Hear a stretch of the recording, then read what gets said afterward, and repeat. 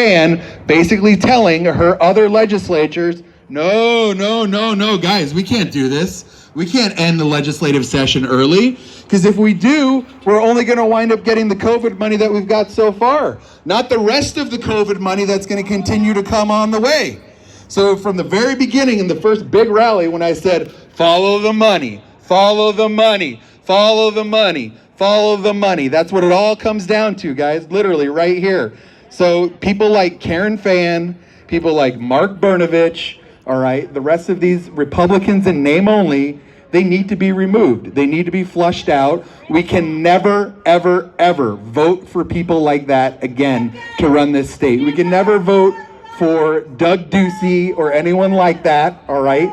We need regular citizens. We need well-accomplished private citizens who aren't CEO members, who don't sit on boards. We need doctors, lawyers, nurses, school teachers, regular everyday business owners.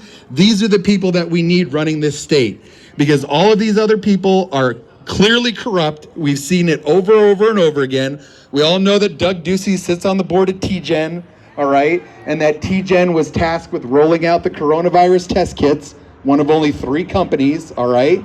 We also know that, we spoke about it on Saturday, that literally the most powerful man in the state isn't Doug Ducey, it's actually Michael Crow.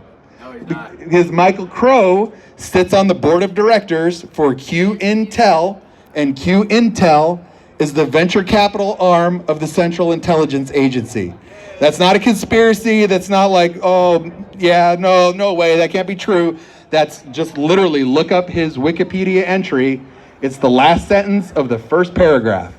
So why is the provost for the largest state university in the country, ASU has the most students, sitting on the board of directors, okay, for this company?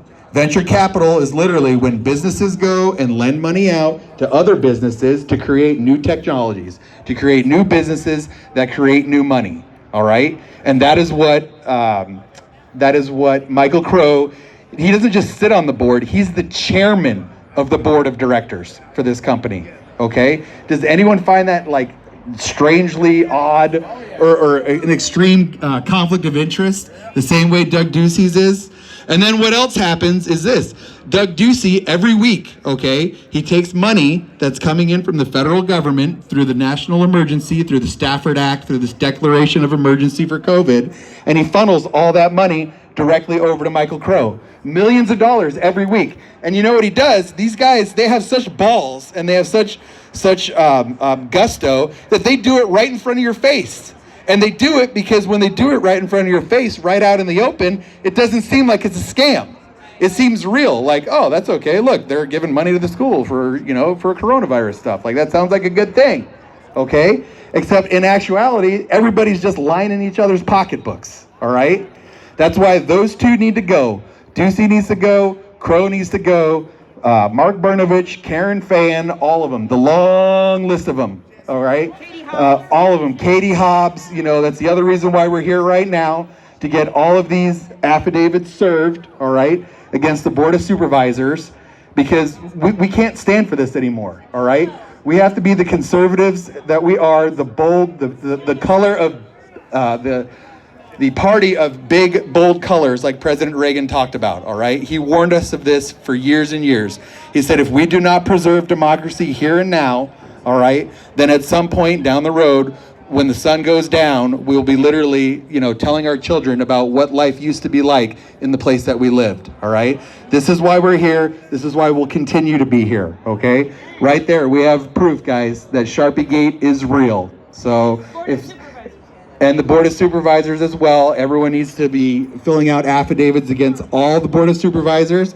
Tomorrow, this group will be back again at 9:30 here, because the Board of Supervisors are going to be taking a vote on what again? To do what? Force vaccinations. To force vaccinations on people. So here you have this small group of people, okay? This small handful of people that are going to be able to decide the fate of vaccinations for millions of people across this state, okay? And that's right, they don't want the public at these meetings. And I can tell you guys, I'm a nurse. I've been a nurse for 5 years, okay? I worked in the pharmaceutical industry for 5 years. I worked for AstraZeneca and for Wyeth as a pharmaceutical salesman.